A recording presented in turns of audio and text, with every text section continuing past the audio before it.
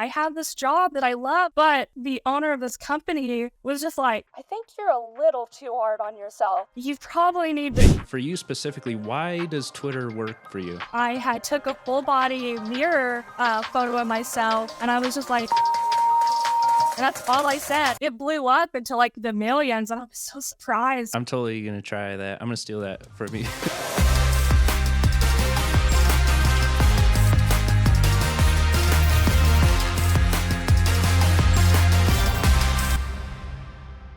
So yeah, I guess tell us who you are and the backstory before OnlyFans. So I'm just gonna be real. I'm just gonna be honest. It was something that I always wanted to do, and like I kind of always joked about. But for a good majority of, I would say, my adult life, I just could never see myself putting myself out there in that way, because I don't come from like the best background. Like, I have like the typical upbringing of someone that you would see in this setting where it's like they don't have a good relationship with their family. And, one of that reasons is because my family has a history of drug and alcohol problems. And I am the only one in my family that has managed to get out of that and not go down that path. And then I had an experience with depression where it kind of hit me.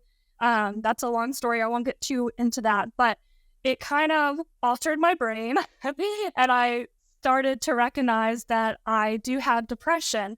And then I have this job that I love and I'm around people that inspire me and make me a better person.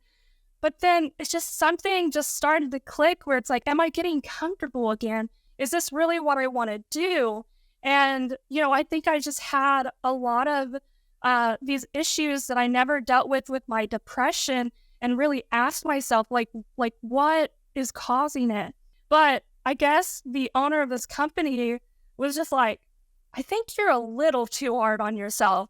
Like, I think you probably need to go to therapy and talk to someone about why you're so hard on yourself. And so I went to therapy, and that first day, I kind of make a joke because I make a lot of jokes with my depression.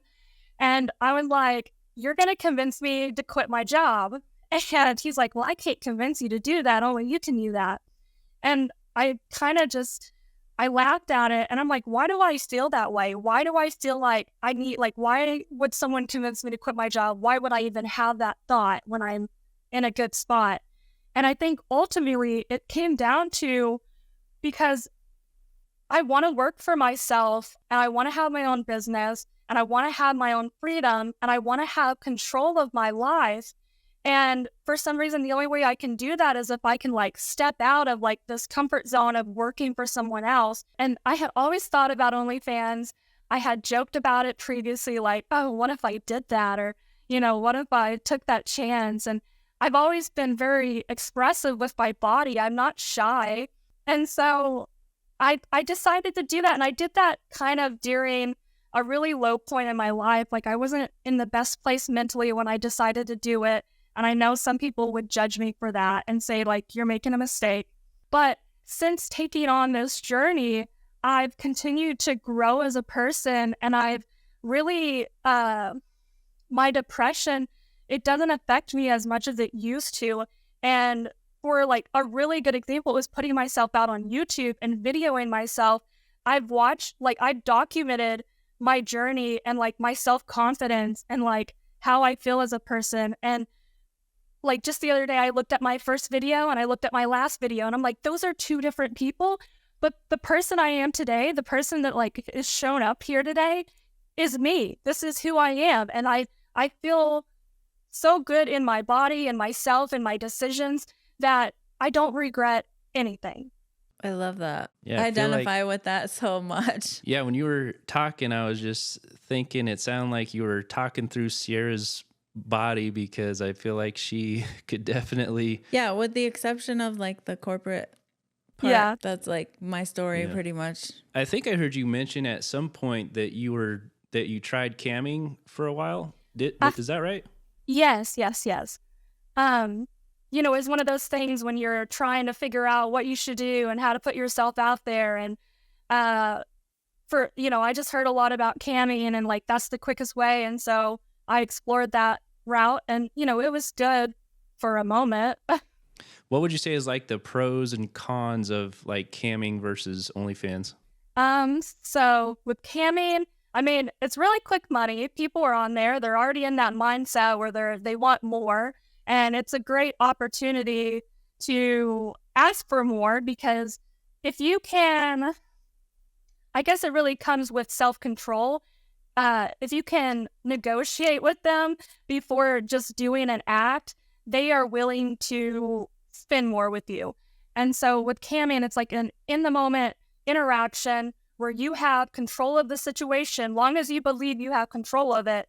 So it's great to interact with people that are, one, looking for girls to find and interact with, and then two, to then push them to your other sites. But, and it's just like you get to chat with them right there. It's kind of like an advertisement. They get to see the real you in real time. And with OnlyFans, sometimes it does take a little longer for people to get to know you, depending on how you operate your account. But with OnlyFans, because it's harder to connect with people unless you're like going live. Like I guess for me, because I have like 700 people, it's really hard to talk to 700 people every single day. Like I don't have anyone helping me. And so when I compare like maybe OF and camming or live streaming, it's more of a in-the-moment interaction, get to know me. A broader audience of people gets to see it compared to like a one-on-one interaction.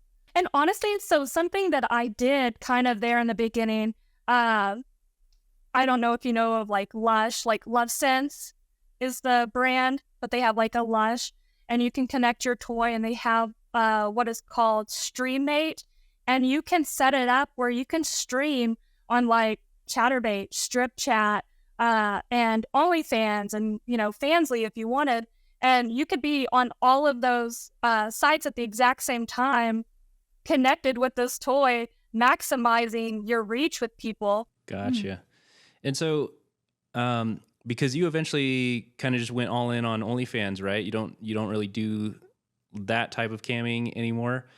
So what was the decision for that? Was it just too time intensive? It wasn't earning enough, or what? Why did you kind of come to that decision? Like, I need to go all in on OnlyFans instead. So in camming, I did make money quickly and it was nice, but just like anyone that Googles yourself, you start to see these searches and you start clicking them because you're like, oh, what's this? And why is my name tied to that? And then you start finding your leaks and you're like, oh, wow. And, you hear about leaks and you think, oh, okay, like your videos, your photos. Well, I didn't realize that they're recording my live camming sessions. And, you're in a vulnerable position there where, for me, I would go the whole mile and strip down and everything. And it's like, now these people are getting to see me for free because there's a lot of freeloaders out there.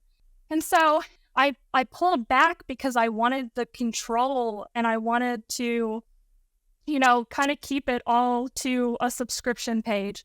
But it was mostly to just manage the leaks. And since then, it's helped. Gotcha. Yeah, I feel like you could, because you get down when you feel like you're putting in a lot of work and then people are just looking at everything for free and they're not, paying as much as you want or whatever. Well, the only thing that really pisses me off is like when someone buys a bunch of content and then they do the chargebacks. I'm still just like, why is there not a protection for that? Because I think it's obvious when someone has like made the conscious decision to buy like more than one piece of content. Like you buy my welcome bundle and then you buy like 3 of my videos and then you go and do chargebacks on all of it. That is probably my closest experience to what you're talking about. Yeah. And but I will also add one thing that bothers me are these people that rip your content charge back, and then they're selling it to other people. Like, you can't let me just hand that $50 or $100 when you're about to go make more off of me. Like, be for real. Yeah. Yeah, exactly. The ones that basically do that, charge it back, steal all your shit, set up a fake Instagram account, and then scam a bunch of dudes in the Instagram DMs. Yeah. Any guys watching this, watch out for that shit, because if some girl's trying to sell you content in her Instagram DMs, it's not her. For real. Yeah. So when you first started and you first got into OnlyFans, what was kind of your journey with that? What kind of strategies were you using at that time? Oh my goodness. So I actually did like 2 years of research before deciding to actually do the step into it. But, one of them is reading Reddits, joining subreddits of all the creators. I searched up OnlyFans, Fansly. There's one called Creator Advice. And then sometimes there's those horror stories with creators. And I was just kind of diving in to understand what that world looked like. And then the second thing is YouTube. I really used YouTube to my advantage. And I was just doing research on these creators and their journey. And I would say for my main examples, I found Katie and I watched every single one of her videos from when she began to where she is now. And I kind of continued that process with other creators I found. And I was just trying to make sense of what do they do and what works for them, and what's their story. I mean, that's ultimately what inspired me to create my YouTube channel. But that was kind of the research I did with that was just trying to put myself in these people's shoes to get a grasp of this industry. Gotcha. So were you looking at a lot of my stuff before you joined the group, or did you just see something and you're like, oh, let me hop in here and see what's going on? Yeah, I watched every single one of your videos because, well, I was very interested. I felt like I found something special. And then you kept talking about this course, and I'm like, oh God, this is another person just trying to sell me something. And I was like, I'm not buying it. But I kept watching, and I was really engaged. And every time you put out a new one, I watched it. And then finally, when you started doing the interviews with other creators, that's what really convinced me to join. And I remember the day I did it because I was like, oh God, I had my phone, I had my credit card, and I closed my eyes and I pushed it because I was like, I don't want to spend the money, but I'm I also cannot not know what you're about, what this is about. And so, yeah, but I had to make sure. Yeah, exactly. And so for anybody, because a lot of people are watching this episode and they have the same, oh, it's just another, scam or blah, blah, whatever. What is which by the way, we haven't, this is fresh off the cuff, but I'm curious, what is your thoughts if someone said, hey, I saw this guy, Scotty, his Creator Secrets thing. Is it a scam? What would you say? Oh man, I'm all about do your own research, feel good about it, have a reason. And that was kind of my thing is I don't want to just give money to all these people that claim they know what they're talking about. Actually watch the videos and listen to what you're saying and the other person's saying, genuinely, does it align with what you are trying to find out? I'm a diehard fan of you guys now, but just understand that not everyone out there is trying to scam you. There's genuine people that want to help you in your journey. I mean, I love having you in the group because you're always super helpful. You're always, responding to people. You're always posting your progress and, letting people know what you're doing and stuff like that, which is super cool. Yeah, I appreciate that. Everyone in the group appreciates that. By the way, if you're feeling stuck with your progress on OnlyFans, there is no better place to be than the OnlyFans Level Up community. The Level Up community is a private group on Telegram where you can network with all kinds of amazing creators, many of which have been featured on this podcast. Over the years, I've documented with step-by-step video modules the best systems, the best tools, the best strategies strategies used by the highest earning creators. Regardless of your skill level, it's a great place to meet other creators and see all of the best secrets that you can't find on Reddit or YouTube. The link for that will be down in the description below, but for now, back to the podcast. I know you hit a couple bangers on Twitter, with some of your Twitter posts and stuff like that. But is Twitter your best performing platform right now, or what's driving the most fans for you? Oh, absolutely. Twitter is where it's at. I think because I'm so good at expressing myself and sharing my thoughts. And I think that's what people really like, is to see a different side of you. And, when it's in word format, people enjoy reading and they get to see like, what are you thinking behind the screen? It's just, you take away the picture, and it's like, okay, so yeah, it's just, there's a real person there, especially if you post every day like me and I have a lot to say, then, people can get to know you fast. Well, there's a lot of people that do Twitter or try to, get fans and traffic from Twitter, and it doesn't work for them. What would you say, like for you specifically, why does Twitter work for you? So I get the most engagement with photos. Like, yeah, I like to think that all these, little posts add up to something, and they do.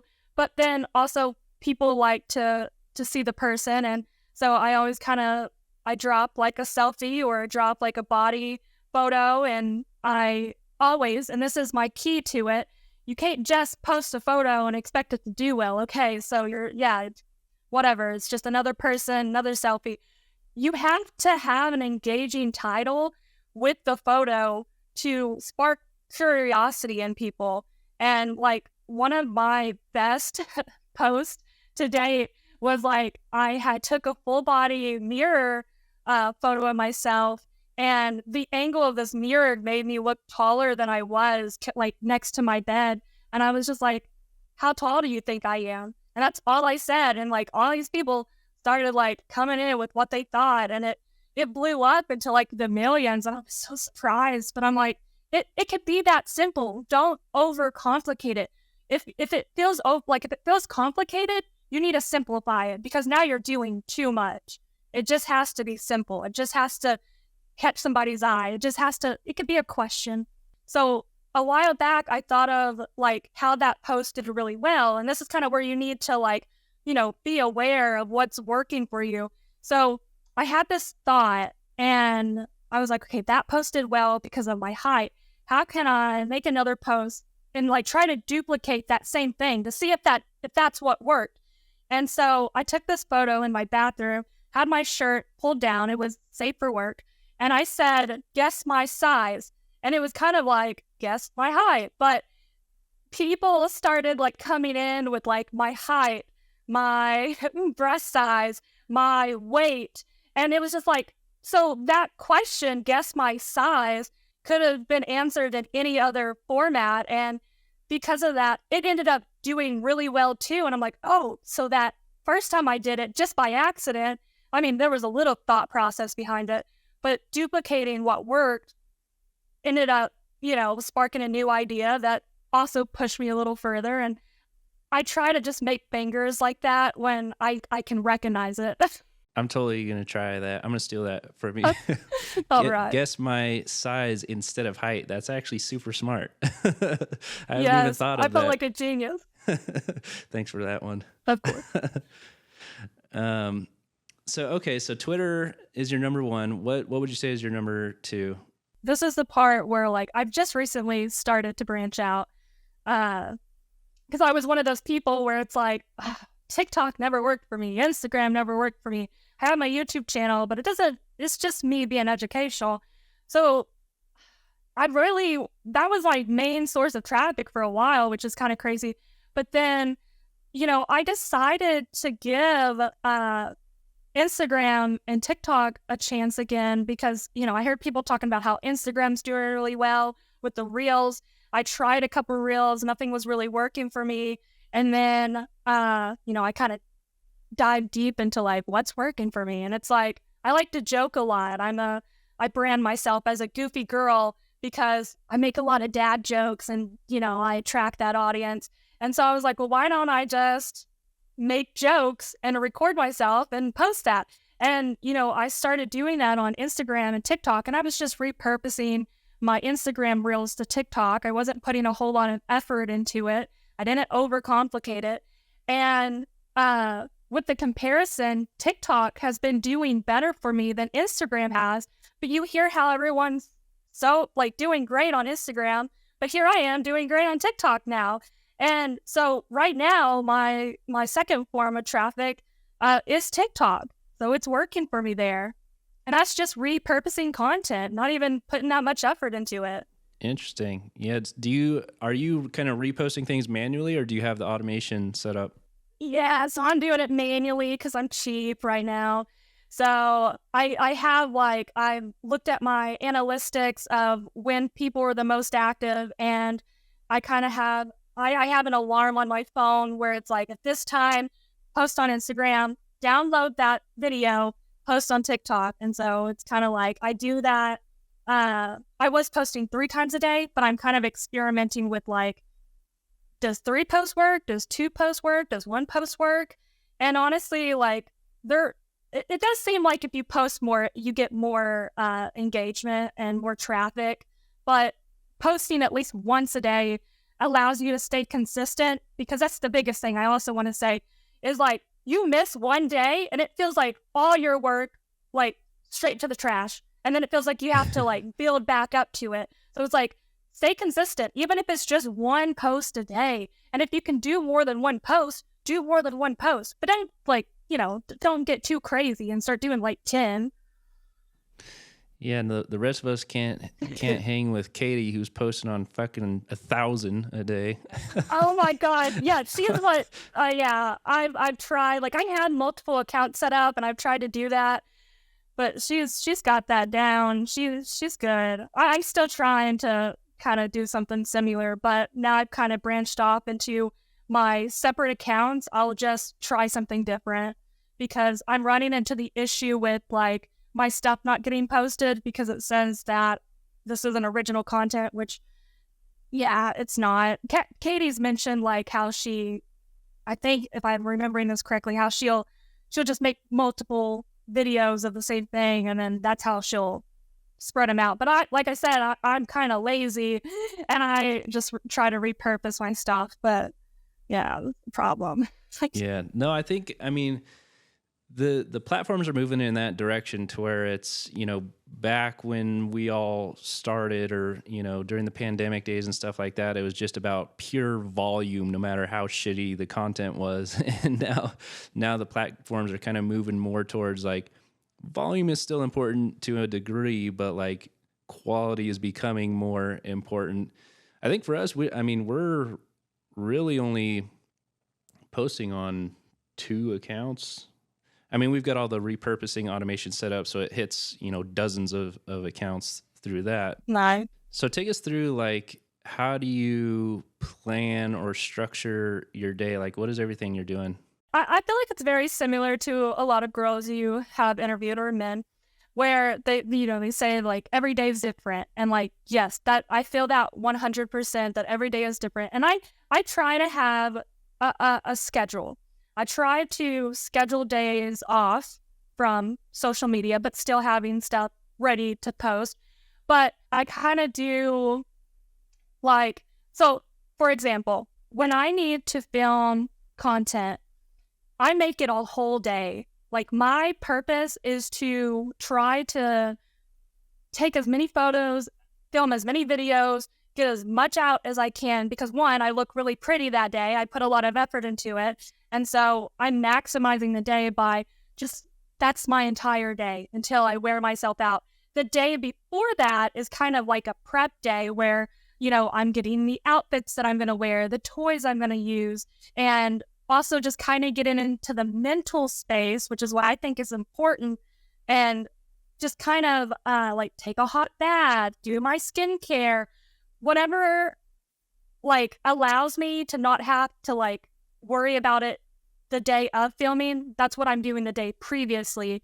And so, all I want to do the day of filming is make myself pretty, feel good about myself. I don't check my my messages I don't check my social media. I don't allow myself to get into like that headspace because I might find something that might throw me off and make me upset, and then it ruins the whole day. And so the day before, it's just kind of like a mental preparation and physical preparation for setting up the best possible day for that. And hold on, I want to stop you there because I think that you just grazed over that, but that's like a super important. I think it's like just a great tip for people.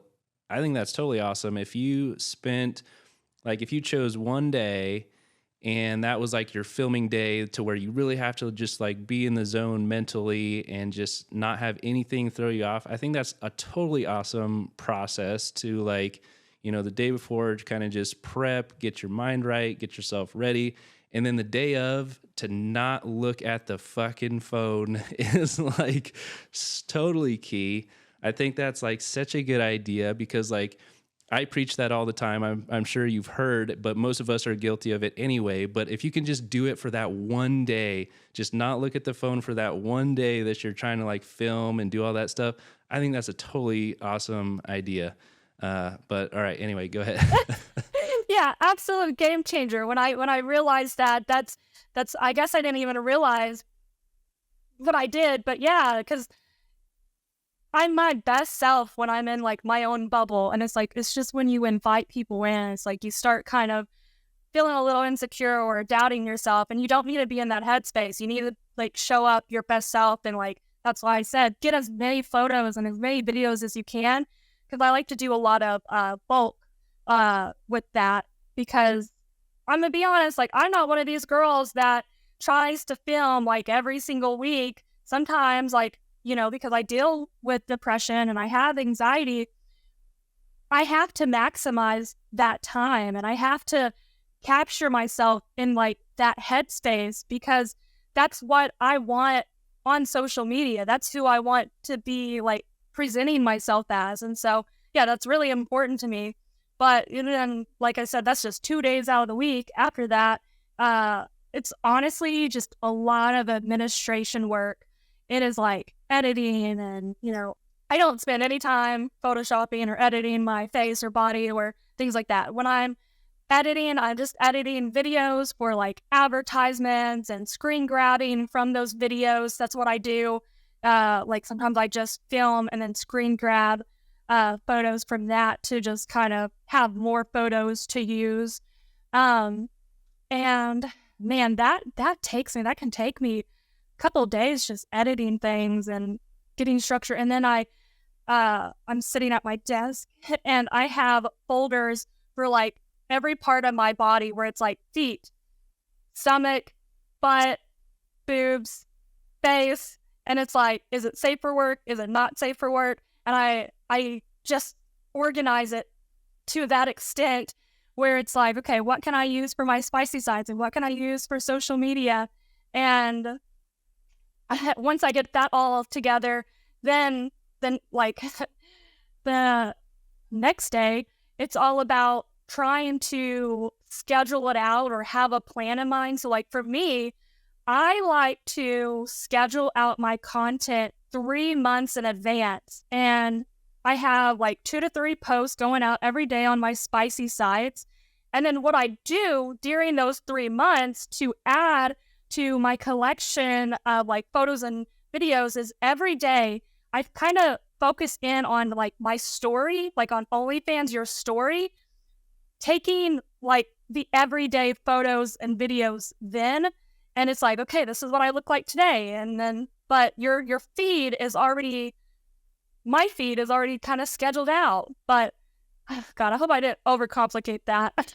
No, that's totally, I mean, to simplify it, I think that's perfect in terms of, okay, so if someone was trying to figure out and build their week, what should I spend my time on? From what I've heard you say, it's like, okay, number one, choose a day to where you're going to batch film a bunch of stuff.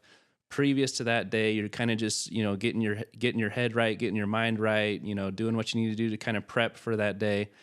And then after you get all that content, you're essentially chopping it up, editing it, organizing it into very specific folders, booty, face, this, that, whatever. And then you're going into OnlyFans and you're scheduling everything out, according to what it is. And then, it's, semi-automated in terms of just posting, on every day from that point. Yeah. I think that's a perfect workflow. And then on top of that, so really the only time that I'm filming like videos, if it's not like a scheduled like bulk day that I'm trying to work on, when I have custom requests, I take full advantage of that because I'm getting dressed up and I look pretty. So why not just do all that extra stuff? I'm kind of following that same process that I would if I'm just filming a video, where the day before, the day of, and just maximizing every time somebody requests something. And I just continue to kind of put that away until I sit down and kind of work on scheduling it out 3 months in advance again. So like right now, October is my last month of scheduled content, and I'm about to sit down and I have 3 months of content I have been working on that is fixing to look brand new to everyone else. And then I'm going to take just a portion, like I would say I take about 20-30% of my used content and mix that into my or my old content and mix that into my new content. And like people don't really like even realize, or maybe they do, but now you have so much more to work with and you have so much content that is like I can post 2 to 3 times a day and I can be consistent with it. That's awesome. I think that's another super good tip is, like on days you're getting customs, turn that into your filming day because you have to do all the same shit anyway to get ready for it. So I think that's another really good tip. What would you say is like the biggest money driver for you is it lives? Is it customs? What is it? Right now, honestly, it's subscriptions. And I think it's because I really focus in on keeping people renewed. And I'm trying not to like think like, okay, I hear everyone says like, you talk about it all the time. Like the messaging is a good moneymaker, live streams are a good moneymaker. And there's like a third one, but it's like, yeah, those are all good things. And I do try to do like a mix of it. But my main focus is like keeping these people around. So I do this thing where I focus on, I call it a rebuild video. So I will once a month kind of think of a script. I kind of do a role play type thing where I think of a script and for example, this, for the month of October, I did, I titled it A Lesson in Pleasure. And I got dressed up as like a teacher. I wrote on, like I did like a diagram, like I drew a machine and the toy attachments. And I was kind of like with the little one thing being like, oh, like this, and this is how the machine works. And like, it was like a whole like little teaching thing. But then I'm like, I'm going to show you how to use it. And because I'm going to give you a live demonstration. And so it's like I'm putting real effort into it. And they're pretty entertained. And so they tell me that they look forward to what I'm going to come up with next. And so I'm keeping people around. Like right now, so I have 700 fans and I have roughly 400 that have renew on. And I feel like that's pretty good. Yeah, that really is good. actually super good. Yeah, that's crazy. I mean, that's to have to, I guess, think of such unique things every single time. That's something that a lot of other people aren't going to do. So that is going to give you a pretty unique advantage, I think. So that's awesome. Okay, so subscriptions are your number one. What else would you say is working for you? I kind of have this like thing I do where I make an effort to reply to everyone at least once a day at the bare minimum. And then those that spend money with me, I give them more time. But so I would say like just getting tips is my second biggest one. But I also, just to go ahead and add, my third biggest one is that I have a menu set up where people can just tell me what number they want and then I'll send it to them. And that has honestly helped me so much because somebody will ask about something and I'll just like send them my menu and they're like, oh, I want 34 or, number 9. And they send me the tip or they ask for it. And if they just ask for it, then I send it locked. And honestly, like, it is so easy to make money that way because I've already done all the work. Yeah, similar to the campaign posts then. Do you do campaign posts also? Yeah, and so I do a mix. So I do the campaign post and I have a menu. And I just have them both, experiment. Yeah, that's smart. Awesome. And so when I was kind of checking out all your stuff to get ready for the podcast, I came across your YouTube channel, which I didn't know you had that much videos on YouTube. I thought it was awesome. What's kind of what was the inspiration behind the YouTube channel, or what's your plans with it?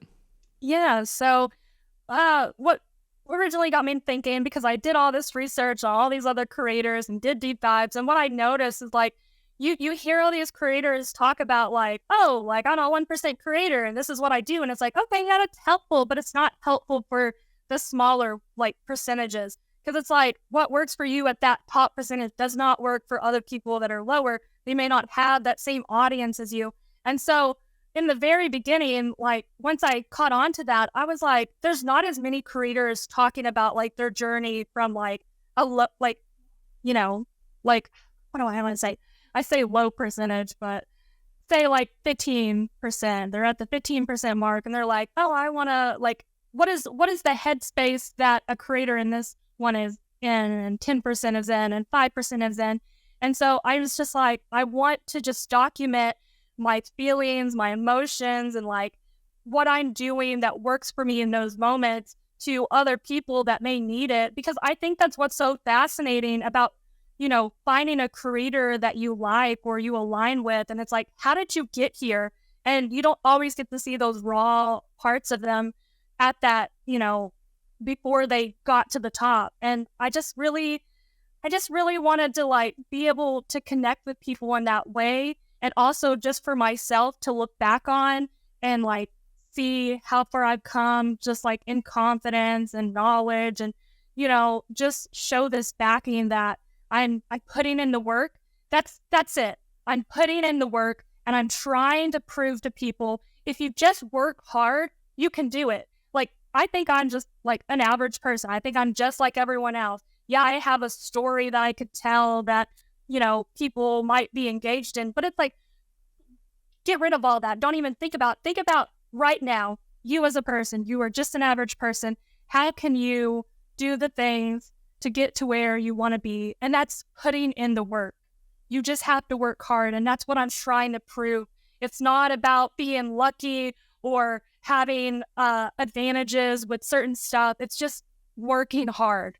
And so that's really what I'm just, why I did it. It's just because people always have an excuse for why they can't do something. And it's like, I don't know what I'm doing. So, but, I'm doing it. I'm doing it till I figure it out.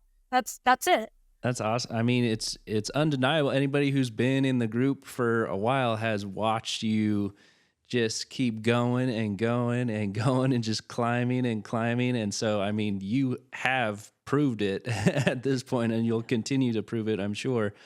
So I think that's totally awesome. What would you say to somebody who's like,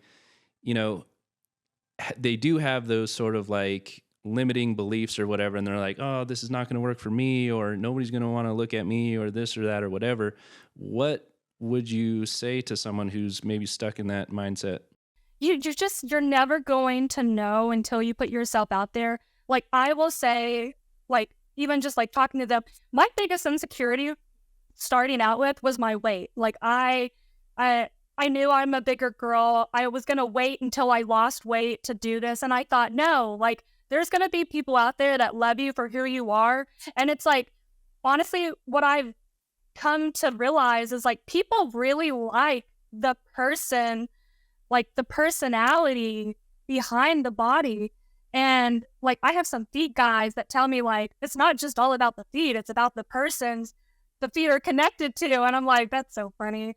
But, they could look at a pair of feet and it's just like, okay, cool. But like, you have like, you never know. And so for me, like with even like my whole weight thing, I challenged myself. I put myself out there because I'm like, just because I think this, that doesn't mean everyone's going to think it. And honestly, I've gotten so much support for like the way that I look that I've started to embrace, the belly. It's like, people love the belly. They make comments on the belly, and I'm just like, okay, this is what you guys like. And, you know, why am I hiding myself? Why am I allowing this to keep me from being successful? Because, like, I would be that type of girl that would try to hide her rolls and, you know, try to get the perfect angle. And, you know, once you hear people, like, when they tell you you're beautiful, believe them. So you have to just believe in yourself a little bit. You know, there's going to be people out there that are going to appreciate you for who you are. So Awesome. And then another thing that's like really interesting or unique, I guess, is like for other people, Cierra's the same way. Like for people that struggle with depression and have, you know, different kinds of mental illness, whatever, how did you overcome that? Or at least to some degree, like how do you get yourself to a place where you can get all these things done while you're dealing with that? So I really focus a lot on like how I'm feeling on certain days, and like I don't push myself because, like, you know, I said I used to be like I'm still hard on myself, but I'm not as hard on myself now, because you have to give yourself grace. Because to me, it's like what I've noticed, it's like it's all about your mindset and being in a good headspace when you're doing this type of work, because you don't want to snap at people. Like, you know, if you, like, for me, like if I feel like I'm really irritated one day, then I'm getting off social media. I don't need to be telling the world my problems or what's going on. Like, you know, that's something that I have to, you know, step away and, you know, just be good with myself, have that conversation. And like, I started doing this thing where you romanticize your life, and it's like a slow morning where there is no like pressure to like do anything quickly. Like, I think that's the thing, is like people feel so rushed, and you need to learn how to like control that, be a little patient, and, you know, give yourself time. And so what I would do is like I'd wake up in the morning and I told myself, don't check your phone, because the first thing, if you check your phone in the morning and you see something you don't want to see, it's going to set a tone for the rest of the day. And you don't need that. You need to get in a good headspace first. And for me, it would be like, okay, I really like to drink coffee in the morning. So the first thing I would do is like, okay, I'm going to go make myself some coffee. And that would be the only thing. Like, don't overcomplicate it. Don't think about all the other things you have to do.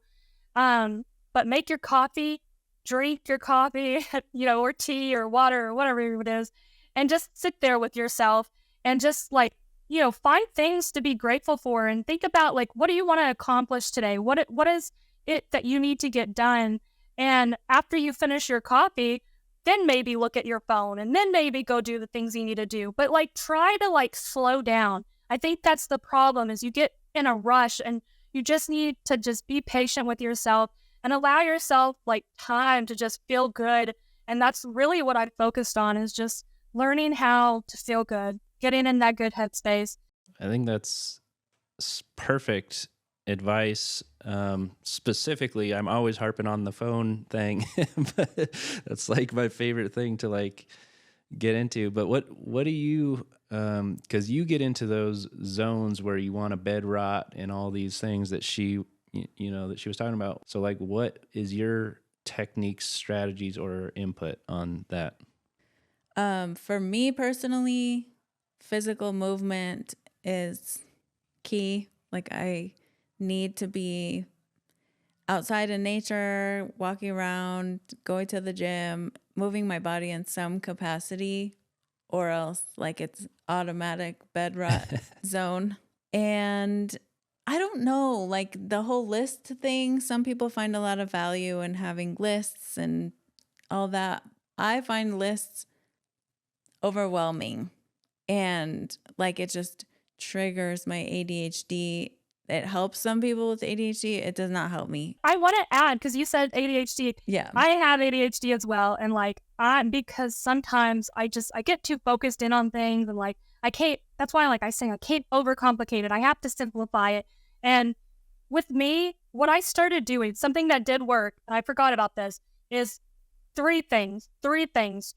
That's all. Like, what is the three things you need to do today? And get those three things done at the very least. If there's other stuff, then great. And if you can get them done, great. But limit to it like three things. And that's it. don't overcomplicate it. Yeah. Yeah, that's another really good tip. We've kind of had that conversation with previous guests on the podcast of like, you know, just focusing on the one thing. Like if you just got this one thing done, that will make you feel accomplished, you know, and move the needle forward and stuff like that. Yeah, so I'll have your Instagram, your YouTube and stuff linked down below so people can check out your stuff. Is that the best place for people to follow you on YouTube? Yeah, I would say. Awesome. Okay. And then, so the last question is, what is your biggest dream? Oh my goodness, my biggest dream. So honestly, like right now, it's like paying off debt, putting money aside because eventually I want to start a family, but I want to be like just financially secure that I like at least have like a couple years of money saved up so that I can deal with the unexpected, I guess. And so it's just the security. That's what I'm looking for. That's all I want. I don't care how big my house is or what I own or what I wear. I just want that financial security.